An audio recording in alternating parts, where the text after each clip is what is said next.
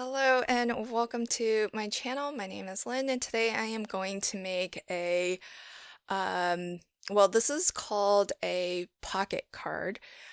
I am going to give it a couple of twists. So to start off, I've got some 120-pound heavyweight cardstock here. I've cut it to 4 1/4 by 11. And here I'm showing at the 5.5 inch mark. I've scored it, but then I nudged it over by maybe a 1/16 of an inch or so, and I scored it a second time. That little extra score line, it's not going to create a gusset per se, but it does allow for a little bit of extra depth.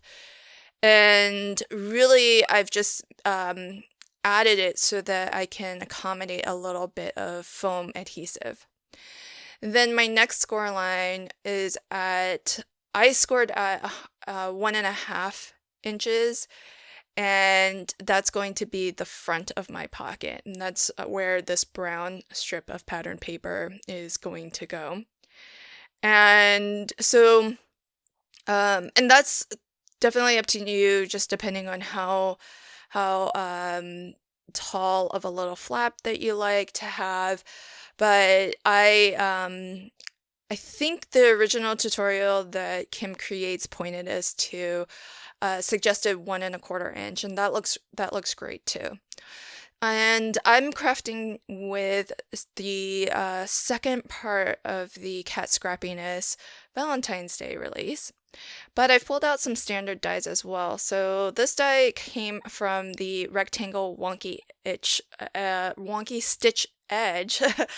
And I'm lining it up so that I can cut an aperture through the pattern paper and through the front of my card base as well, because I want that rectangular opening to go straight through so that I can see right inside to the back of the card.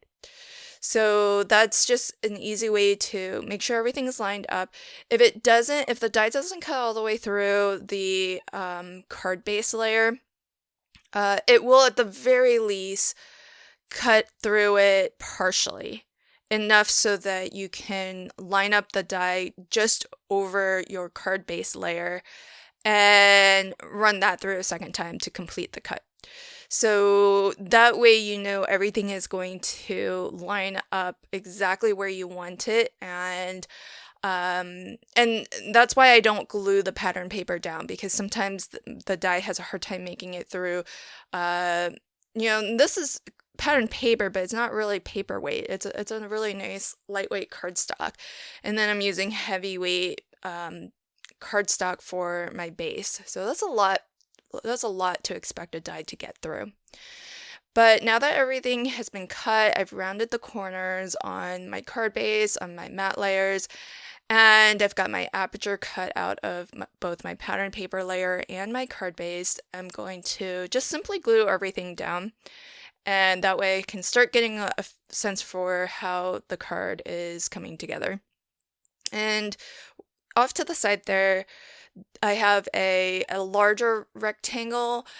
That die is also a wonky stitch edge die from a nested die set in the Cat Scrappiness shop. That's actually from the mini slimline set, which is fantastic because it actually works out really well size-wise to be the insert that will tuck into our pocket. So what I'm doing is I'm just trying to gauge how tall of an insert I want, because I want it to peek up above that top fold line of the pocket. And so I'm going to get that temporarily taped down, run that through my die cutting machine, and that's going to give my insert some really nice, that really nice wonky edge detailing, which will match the aperture that we cut out as well. So there's how that inserts in. And then what I'm going to also do, so this is a pocket card, but I'm going to add a couple of twists. So the first twist is that that aperture that we cut into the front of the pocket, because when the insert is in the pocket, you'll see one thing, and then when you pull the insert out, that's going to reveal another message. So that'll be a little bit of a reveal mechanism, which I think is kind of fun. So that way we can sort of hide a second sentiment on our card. And then the next little bit of a twist is that the insert itself is going to have its own little flap. So I just scored and folded the top over. And I love that this is double-sided paper, because then you have nice pattern paper on the other side. And because one side of this pattern paper is directional, I made sure that when I fold it over, it's going to face the correct way. And it just so happens that the Cat Scrappiness also has a postage edge set of different nested shape dies, and I happen to have the square shaped. And there is one die that actually fits really, really perfectly these stamps. And these are the postcard stamps that are fantastic. They are designed to perfectly fit with the postcard die. So if you have that, these stamps are all designed so that you can stamp into those certain postcard areas. Here's a look at that stamp set now. The stamp set does also have a coordinating die set to cut out all of the images and the sentiments as well. And there are the two larger squares, which I think are fabulous, because one features a quokka holding a little envelope with a heart on it. And then you've got some different postal marks and little stamps. So lots of fun different ways to sort of dress up your postcard. And all the coordinating dies are available to get to go along with this as well. And what I'm going to do is just stamp right where my aperture opening is. So I'm stamping directly onto the back of my card. And sometimes if you have multiple stamps on your stamping platform, like I did a moment ago, it could be hard to get even pressure across both stamps, because there may be some variation in the depth or the thickness of the stamps. So if you're having problem areas, just remove one of the stamps like I did, and then you shouldn't have a problem when you're just stamping with the one stamp. And these, I love the font because it almost looks like a typewriter font, which I think is really fun as well. And what I'll do is I'm going to cover the back of the aperture with some acetate. Now, this isn't going to be a shaker card.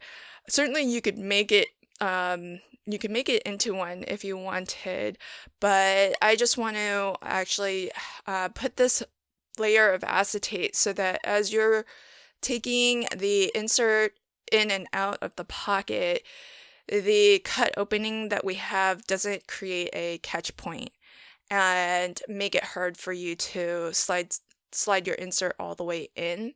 And so that just helps to kind of smooth everything out. And that's why I'm cutting a large piece of acetate too, so that the additional layer of the acetate doesn't also create a catch point. So any time where you have different thicknesses or different layers of cardstock, there is the potential for anything that's meant to slide behind or in front of that to catch on something, to catch on that difference of thickness. So here, without the acetate, we're going from 0 cardstock to 1 layer of cardstock.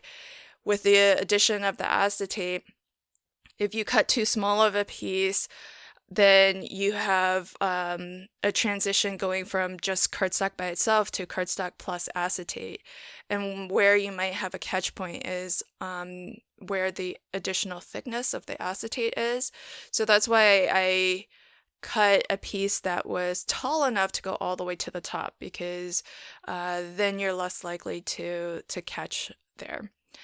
And with that complete, I still haven't closed up my pocket yet, because it's just nice to be able to preview everything, make sure it's exactly how I want it, because once you close up your pocket, especially because of that acetate, there's no more access to that stamped area. So one of my considerations was, do I want to color that stamped image in or not? And I decided that I like the contrast against all of the pattern that I have and all of the color going on with the different pattern papers, that keeping the stamped images black and white actually helps to make them pop a little bit more.